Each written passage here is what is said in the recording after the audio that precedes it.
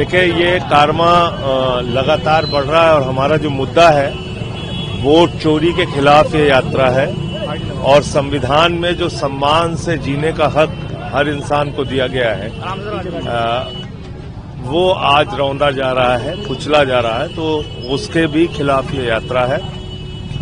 हम लोग इस यात्रा का नाम दिए हुए वोट बचाओ संविधान बचाओ। आज उत्तर प्रदेश में करीब 3.5 करोड़ वोट काटने की तैयारी है और जब 3.5 करोड़ वोट कट जाएगा तो फिर चुनाव क्या बचेगा? और अगर वोट नहीं बचेगा तो मिलने वाली सारी सुविधाएं बंद हो जाएंगी, राशन बंद हो जाएगा, पीएम आवास योजना के तहत जो सुविधाएं लोगों को मिलती हैं वो बंद हो जाएंगी, पीएम आवास मिलना बंद हो जाएगा, आयुष्मान कार्ड बंद हो जाएगा। तो वोट ही जब आपका नहीं बचेगा, ईडब्ल्यूएस में आपका सर्टिफिकेट नहीं बनेगा, तो ये तमाम परेशानियां एक साथ खड़ी कर रही है उत्तर प्रदेश की सरकार। और योगी जी तो उससे भी 4 हाथ आगे कह रहे हैं, मोदी जी कह रहे हैं सब के सब घुसपैठिए हैं जिनके वोट काटे जा रहे हैं, और योगी जी कह रहे हैं घुसपैठियों के लिए हम डिटेंशन सेंटर बनाएंगे। तो 3.5-4 करोड़ लोग सब लोग डिटेंशन सेंटर में रहेंगे।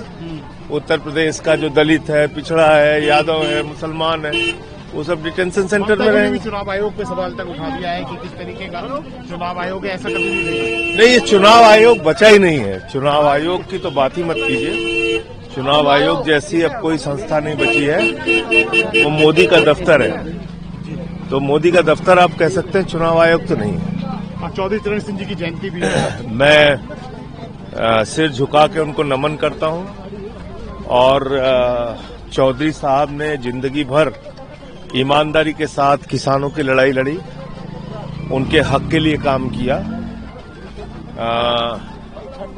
उत्तर प्रदेश के मुख्यमंत्री के तौर पे और देश के प्रधानमंत्री के तौर पे उनको काम करने का अवसर नहीं मिला, लेकिन उनका पूरा जीवन, ज्यादा मौका तो नहीं मिला लेकिन प्रधानमंत्री के तौर पे, लेकिन उनका पूरा जीवन सादगी और ईमानदारी का एक बड़ा संदेश है हिंदुस्तान के लोगों के लिए। और जो सरकारें किसान के लिए काम करना चाहती हैं उनको चौधरी साहब के जीवन से सीख लेना चाहिए।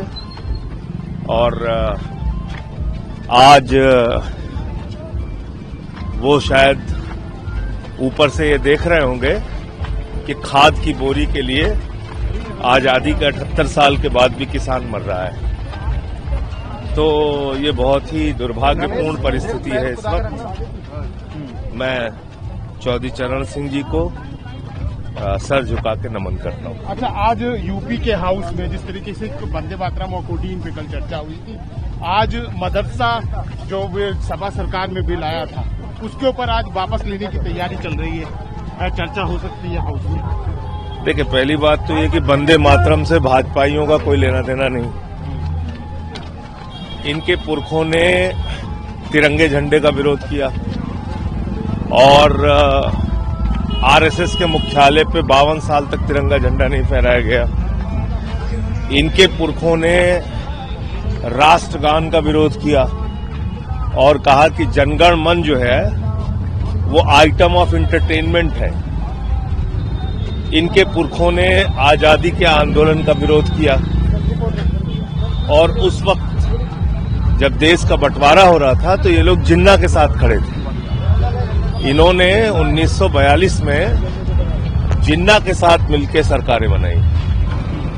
तो मुझे लगता है कि वंदे मातरम पे तो इनको कोई चर्चा करने का अधिकार नहीं है। फिलहाल इन्होंने चर्चा रखी थी संसद में, मैंने इनके एक सच को देश के सामने रखा।